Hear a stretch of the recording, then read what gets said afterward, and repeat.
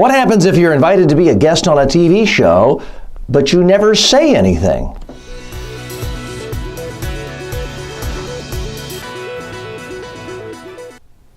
Earlier this week, New York Times reporter Jeremy Peters was invited on the Morning Joe program on MSNBC. Now, he was introduced at 6 in the morning. At 7:15, Joe Scarborough turns to ask him a question and says, "Hey, where'd he go? Did he say anything the whole time he was here?" And apparently he said about 2 sentences at 6:45. So he begs the question, was MSNBC rude? Did Jeremy Peters not do enough to interject himself? Now, he has since told reporters that no one ever regrets not saying stupid things on cable TV, and he has no regrets.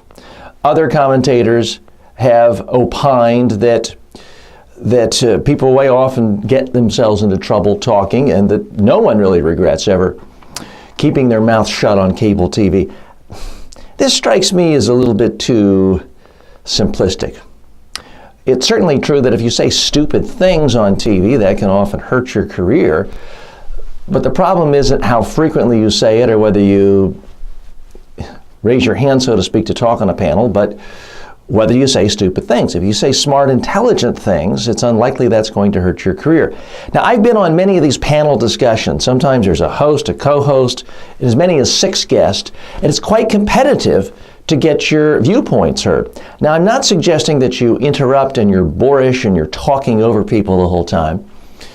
But if you're on the air for, an hour and 15 minutes, as he was booked, and you don't say anything, it's really kind of a waste of time. Because here's the thing about television.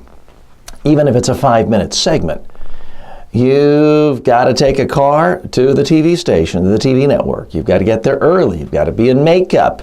You got to sit on the set a while. You got to do the show. There's chit-chat afterwards. There's going back to your home or office. So it's quite often a 3-hour chunk of your day. So if you're going to do all that, to me it seems silly to not say anything and therefore not promote your cause, your organization, your issues, your expertise. And if it's only 2 sentences, that doesn't seem like a fair payoff either. So I'd recommend you treat this kind of like a dinner party.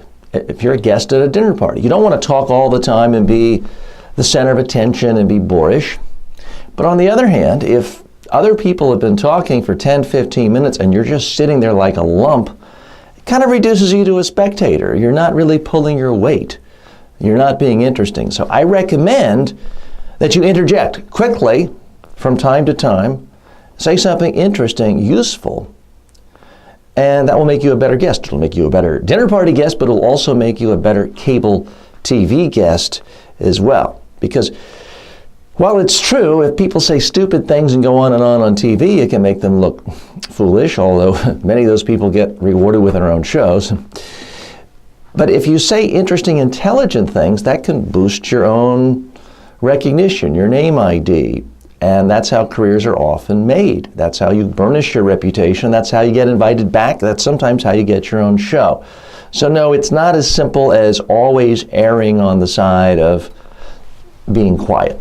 You're not in first grade. You don't have to raise your hand and wait for the host to call on you.